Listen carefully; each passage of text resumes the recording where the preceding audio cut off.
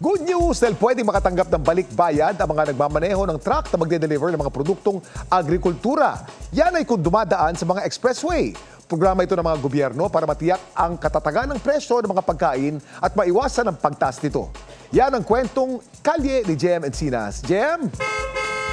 Kuya Kim, ikinatuwa ng mga kapuso nating nagdi-deliver ng agricultural products ang balitang exempted sila sa dagdag toll fee. Pero kailan nga ba ito epektibo? Yan ang balita ngayon dito sa Quezon City. 3 hanggang 4 na beses ko mag-deliver ng sibuyas ang truck ni Mang Jose sa Balintawak Market sa Quezon City. Kada labas niya, umaabot sa mahigit 1,000 ang lagi niyang kinakarga sa kanyang RFID. Dagdag gastos nga raw kung tutusin, pero dito raw mapapabilis ang kanyang biyahe. Sa mahal po ng bilihin mahal yung diesel, mahal yung kalakal, kaya medyo mabigat. Pero simula sa unang araw ng Hunyo, ang mga truck na may lulang agricultural products ay exempted na sa dagdag singil sa toll. Ito ang inanunsyo ng Toll Regulatory Board.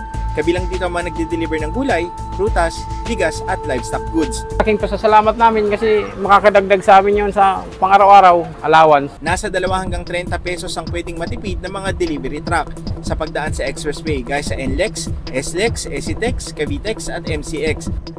Para daw ito para mabawasan ang patuloy na pagtataas ng presyo ng mga agricultural products sa merkado.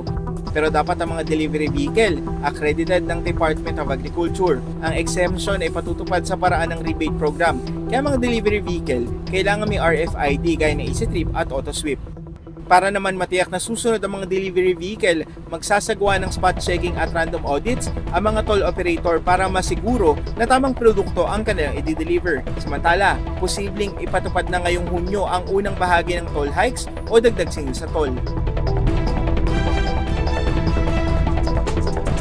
Kuya Kim, kung ang delivery vehicle ng agricultural goods ay bahagi ng Class 1 gaya ng kotse at Class 2 gaya ng maliliit na truck, ayon sa pamunuan ng NLEX, maaari itong i-apply for exemption. Live mula dito sa North Luzon Expressway, Balintawak, ako si Jem Encinas at yan ang kwentong kalyeng dapat alam mo. Kuya Kim? Maraming salamat, Jem Encinas.